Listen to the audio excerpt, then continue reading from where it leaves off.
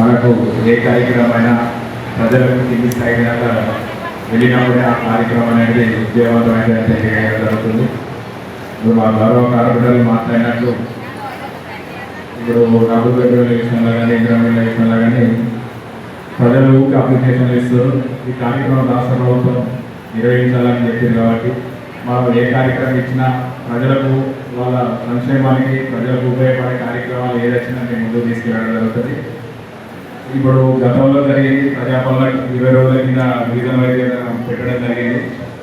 మీ ద్వారా గౌరవ additional collector గారు మేము ప్రభుత్వానికి కోరేది ఏంటంటే మనకు అప్లికేషన్లు ఇస్తున్నారు పొందలేక వాళ్ళకు పరిష్కారం అనేది రావడం జరుగుతుంది. కాబట్టి మన ప్రభుత్వానికి రాష్ట్ర ప్రభుత్వానికి పంపాల్సింది ఇన్నిసార్లు అప్లికేషన్ వచ్చినాయి కాబట్టి అవి పరిష్కారం అయితే ఇలాంటి వాట్సాప్లు మనం పెట్టుకున్నప్పుడు ఢిల్లీ స్థాయిలో విజయవంతం అనేది జరుగుతుంది.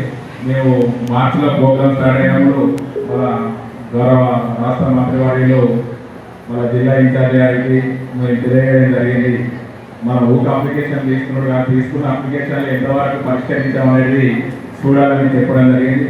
తప్పకుండా ఇప్పుడు ఈ కార్యక్రమంలో మనకు ఇందిరా మిల్ అనే కార్యక్రమం పెట్టారు. దాంట్లో కొంతవరకు ఒక 1500 వరకు ఇల్లు రావడం జరిగింది.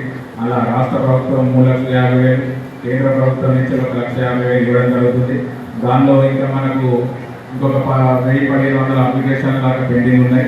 అది కూడా సెకండ్ విడతలో త్వరగతిన పూర్తి చేయాలని గౌరవ జిల్లా కలెక్టర్ గారిని కోరడం జరిగింది.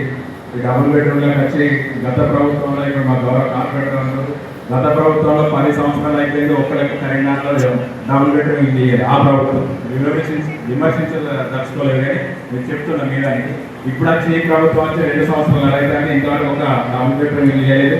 మీరు పేదలు బాగా ఇబ్బంది పడుతున్నారు, వాళ్ళు కిరాయి కట్టలేని పరిస్థితులు ఉన్నారు. కాబట్టి ఏదైనా ఏ ప్రభుత్వం అయినా మనకు ప్రజల గురించి పనిచేయాలి. కాబట్టి తప్పకుండా మేము గౌరవ అడిషనల్ కలెక్టర్ గారు కోరుతున్నాం. ఆ త్వరగతిన ఈ డబుల్ బెడ్రూమ్లకు సంబంధించి ఇప్పుడు మా నాటికలైన ఒక 40 ఇల్లు కట్టున్నాయి. అవి శిథిలావస్థకు వచ్చినాయి. ప్రజలకు ఇల్లు లేని ఇబ్బంది పడుతున్నాయి, కూలిపోయే పరిస్థితులు ఉన్నాయి. అక్కడ చింతకుండా కడుపుతో ఇల్లు అయ్యి రెడీ ఉన్నాయి. కాబట్టి తప్పకుండా రాష్ట్ర ప్రభుత్వం దృష్టికి తీసుకెళ్ళి అర్హులైన నిరుపేదలకు ఇల్లు చేయాలని కోరుకోవడం జరుగుతుంది.